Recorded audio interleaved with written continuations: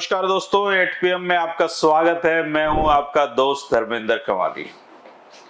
दोस्तों, अगर 17-18 जुलाई को जब बेंगलोर में विपक्षी दल एक साथ बैठक करने बैठेंगे, दूसरी बैठक, तो क्या उसमें हरियाणा से इनेलो सुप्रीमो ओम प्रकाश चौटाला भी मौजूद रहेंगे? जब पूरे देश के विपक्षी दलों की एकता की बात होगी, तो क्या हरियाणा में भी कांग्रेस और इनेलो की मजबूरी हो जाएगी हाथ मिलाना? क्या हरियाणा में भूपेंद्र सिंह हुड्डा समेत दूसरे नेता जिनको उम्मीद है कि उनकी सरकार 24 में आ रही है, क्या इसकी इजाजत वो देंगे? क्या अभय चौटाला का जमीर इस बात के लिए मानेगा? क्या चौधरी ओम प्रकाश चौटाला के विपक्षी दलों की बैठक में शिरकत करने भर से इनेलो में नहीं जाना जाएगी? चौटाला साहब को विपक्षी दलों की बैठक में क्या बुलाया गया है, या वो चौधरी देवीलाल के पुराने संबंधों के दम पे ऐसा कर पाने में सक्षम हो रहे हैं? खूब सारे सवाल हैं दोस्तों, आपके जहन में भी और मेरे जहन में भी, और इन्हीं सवालों के जवाब हम आज चर्चा करेंगे और आप भी कमेंट करके इनका जवाब जरूर दें।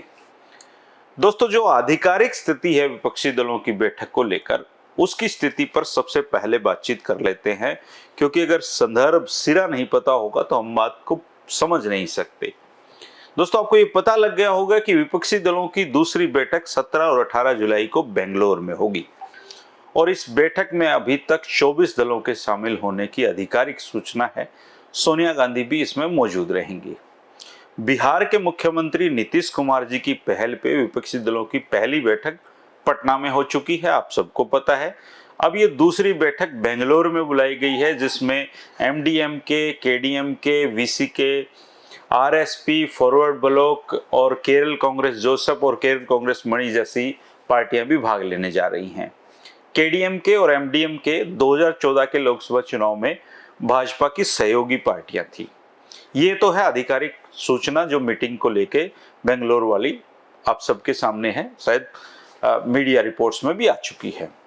लेकिन अब जो नई सूचना है वो ये है कि 17 और 18 जुलाई के लिए बेंगलोर की हवाई जहाज का टिकट ओम प्रकाश चौटाला जी ने भी कटवा लिया है। बिहार के मुख्यमंत्री नीतीश कुमार, जो पूरे देश में विपक्षी एकता की कोऑर्डिनेटर की भूमिका में हैं, और चौधरी देवीलाल परिवार के साथ उनके जो संबंध हैं चौटाला परिवार के साथ, वो सबको पता है। और नीतीश कुमार क्या ओम प्रकाश चौटाला जी को मना करेंगे उसमें आने के लिए? लालू प्रसाद के बेटे तेजस्वी यादव से भी देवीलाल परिवार के अच्छे संबंध हैं। तो ऐसे में चौटाला साहब अपने जो पारिवारिक संबंध हैं उनका हक जताते हुए विपक्षी दलों की मीटिंग में तो बैठेंगे ही बैठेंगे, और ऐसी सूरत में उनका मान सम्मान रखने के अलावा राहुल गांधी जी के पास ऑप्शन क्या बचेगा? और अगर ऐसा हुआ तो इसी के साथ हरियाणा में दोस्तों बहुत सारी स्थितियां बदल जाएंगी, कई सवाल खड़े हो जाएंगे, और हरियाणा की राजनीति में बहुत कुछ कहा और सुना जाएगा। पहला सवाल तो यही होगा कि हरियाणा में क्या कांग्रेस को इनेलो की जरूरत पड़ गई, या इनेलो को कांग्रेस की क्या जरूरत पड़ गई? क्या राहुल गांधी जी इस बात की इजाजत दे सकते हैं कि हरियाणा जैसी स्टेट, जहां पे उनको काफी फर्टाइल भूमि लग रही है कांग्रेस को लेके, कांग्रेस की सरकार बनने को लेके, वहां वो इनेलो जो एक बहुत ही खराब स्थिति में अभी पार्टी है उसके साथ गठबंधन करेंगे? और अगर गठबंधन हो गया किसी सूरत में, तो ये ठीक वैसी बात होगी जो जजपा ने भाजपा के गठबंधन के समय हुई थी। पहले जजपा वाले इनको जमुना पार भेज रहे थे, अब उनका गठबंधन है। अभय चौटाला जिस भूपेंद्र सिंह हुड्डा को अपने पिता को जेल भिजवाने का आरोप लगाते रहे हैं, अब उनके साथ क्या गठबंधन करेंगे? तो ऐसे में लोग इस गठबंधन को कैसे स्वीकार करेंगे? क्या जवाब देंगे ये दोनों नेता उनको? क्या भाजपा को सत्ता से बाहर करने का टारगेट बनाकर कांग्रेस और इनेलो हरियाणा में एक हो जाएंगे तो लोग मान जाएंगे? ये भी अपने आप में एक बड़ा सवाल है। लेकिन राजनीति में दोस्तों कुछ भी हो सकता है, या कोई स्थायी दोस्त या दुश्मन नहीं होता। ये चौटाला साहब का फेवरेट डायलॉग है। और यहाँ कब एक और एक मिल के 11 हो जाएं, और कब एक और एक मिल के 2 हो जाएं, और कब एक और एक मिल के माइनस हो जाए, कुछ नहीं पता होता है। फिलहाल सच्चाई ये है कि हरियाणा में इंडियन नेशनल लोकदल अपनों के दिए जख्मों की वजह से सबसे बुरी स्थिति में है, करा रही है। और अगर किसी तरीके से वो जजपा से, दुष्यंत चौटाला से अपना खोया हुआ वोट बैंक छीनने में कामयाब हो जाते हैं, और कल को कांग्रेस को समर्थन की जरूरत पड़ जाती है कुछ सीटों की, और ये सीटें अगर इनेलो के पास हो तो क्या फिर पोस्ट पोल गठबंधन नहीं होगा इनमें? ये लोग भी सोचेंगे। कांग्रेस के पास आज भी सभी लोकसभा क्षेत्रों में अच्छे कैंडिडेट नहीं है, ये सच्चाई है। और अगर ऐसे में गठबंधन करके 1-2 सीट वो इनेलो को दे दें तो ये सब सोचने में कोई बुराई नहीं है। दोनों पार्टियों के नेता जरूर हर प्रोस्पेक्ट पे बात करेंगे। अगर विधानसभा की बात करें तो 2 दर्जन सीटें ऐसे हैं जहां कांग्रेस की जमानतें जब्त हो गई थी, आज भी उनके पास वहां अच्छे कैंडिडेट नहीं है। उनमें से अगर कुछ सिरसा और फतेहाबाद की सीटें अगर इनेलो को दे दें गठबंधन में तो कांग्रेस को इसमें क्या हर्ज होगा? नफा नुकसान दोनों तरफ देखेंगे। और रही पार्टियों में गठबंधन की बात, तो गठबंधन आला कमान तय करता है। ये तो राहुल गांधी को तय करना है और नीतीश कुमार को ये तय करवाना है। फायदा इनेलो को होना है, लेकिन राहुल गांधी भी सोच विचार करके इसकी हामी भरेंगे।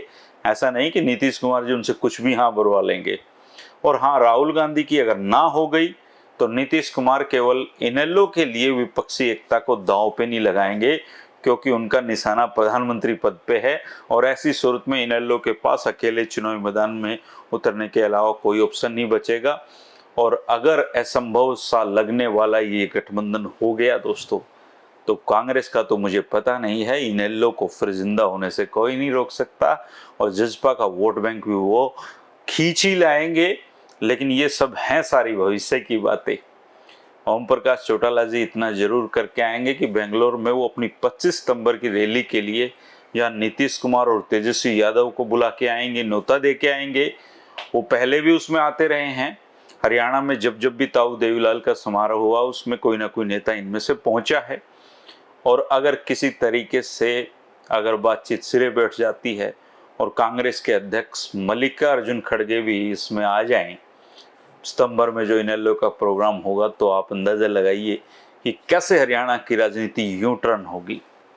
दोस्तों, शेर अगर बूढ़ा हो जाए तब भी वो शेर कहलाता है, और सूरज अगर ढल रहा हो तब भी वो सूरज ही कहलाता है।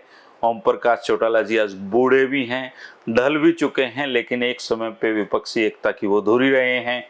राजनीति में कई बार तजुर्बा जोश पे भारी पड़ता है।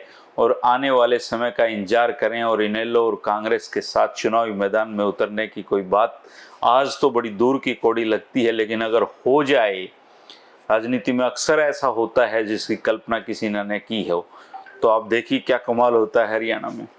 सुनने में तो ये भी आ रहा है कि 25 सितंबर को इनेलो अपनी पार्टी के में करीब आधा दर्जन पूर्व विधायकों को भी शामिल करवाने जा रही, जिसमें 2-3 नेता तो ऐसे हैं जो 2 या 3 नंबर पे रहे हैं। इसकी चर्चा खैर हम बाद में भी कर सकते हैं, लेकिन आज तो ये सवाल बनता है कि इनेलो और कांग्रेस क्या हरियाणा में साथ आ सकते हैं? और बाय द वे अगर ये साथ आ जाएं तो इसका फायदा इनेलो को होगा या इसका नुकसान कांग्रेस को होगा, या दोनों को फायदा होगा? ये आप कमेंट करके मुझे बताएं दोस्तों। ये पक्की खबर है कि बेंगलोर की टिकट ओम प्रकाश चौटाला जी कटवा चुके हैं। अब वो मीटिंग में जाएंगे, किस हैसियत से जाएंगे, कितना मान सम्मान उनको मिलेगा, क्या उनको बुलाया गया है या वो पारिवारिक संबंधों के दम पे जा रहे हैं, ये इसका जवाब ओम प्रकाश चौटाला जी देंगे। और इसका जवाब वक्त भी दे देगा, नीतीश कुमार भी दे देंगे। लेकिन राजनीति में जो चल रहा है उसकी चर्चा तो हम करेंगे दोस्तों। आप मेरे सवाल का जवाब जरूर देना कि अगर इनेलो और कांग्रेस गठबंधन में आते हैं तो क्या इसका उनको फायदा होगा या नुकसान होगा। शुक्रिया, नमस्कार।